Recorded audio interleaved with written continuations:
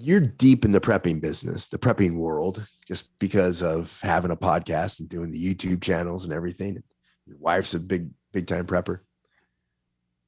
And you got into this, like you started doing your podcast shortly after you got into it, and being so deep in it.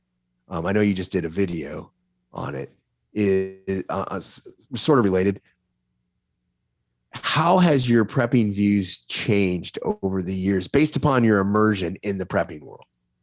Yeah, it's pretty interesting because Lisa and I were talking the other day. I think she was on your show and you guys were talking about canned food or something, and how in the beginning you get all this advice, right? And the reason we started up is because she was kind of into it, and then I got into it, and it was more of a learning type thing for me. Like I wanted to show what I was doing and also get feedback at the same time from everybody.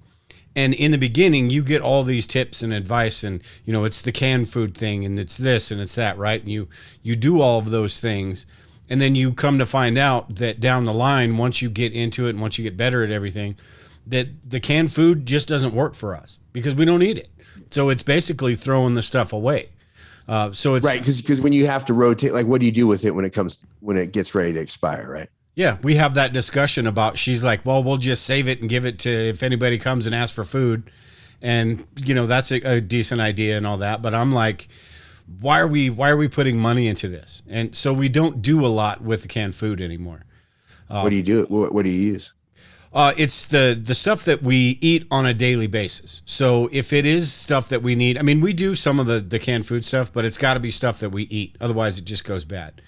If it isn't, then it is those things that are, the vegetables and stuff like that, freeze dried, dehydrated, all of those things that have the really long shelf life that we can still build up that time frame. That year's worth is kind of a rough figure where I try to get to. We can still build up that way, but it's not all in canned food, and it's not all in one different type. The stuff we use on a daily basis, like vegetables, is all frozen stuff because that's the stuff we will use, frozen or from the garden or fresh. But yeah. I mean, the canned food, I just don't like the flavor of and all that. But I remember I did the same thing, and I would always love when you go to the grocery store and they'd have the sale on like the 8-pack of raviolios or something like that. Mm-hmm. And you get them like, there's protein and there's carbs and all this stuff.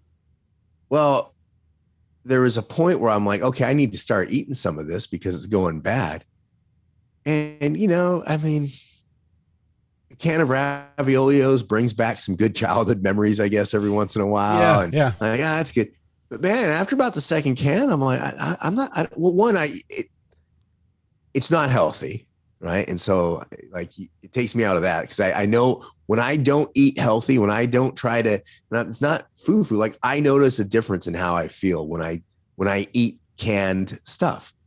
And so it's like, I get 2 cans into it and like, I'm done eating this. And then I kind of think, well, if it was some sort of long-term event, well, then that's what your plan is. And now I'm eating this. And again, I know there are people that are listening to this or watching the video that are saying, well, at least, it's something for when there's nothing. Yeah. And I think that's 100% true. And I also think then what your go-to plan is planning for something that's going to make you, I think not be as optimum as you could be, not have your situation as positive as it could be. Great way to get started. But like you, I think moving on from there. Yeah. And there are things, it's not like we don't have any canned food altogether. We have the Spam, and we don't eat that very much, but that's kind of one of those things. Hey, put it on the shelf if we have to throw a couple away, whatever. But we have the canned meats and all of that because those will get eaten on occasion. Corned beef and hash.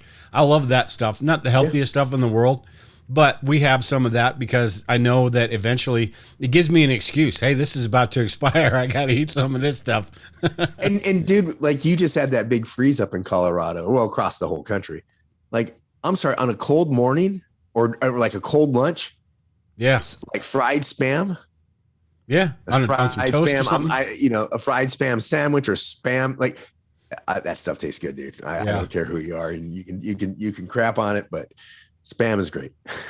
The other thing, the other types of canned food, and then I know where goes deeper than just canned food we're talking about, but the other thing is ingredients and stuff. So like tomatoes, tomato paste, stuff that I can make spaghetti sauce with, stuff that we can make soups with, those types of things we do store. But it's so you're storing ingredients, yeah, is what you're saying. Yeah, yep.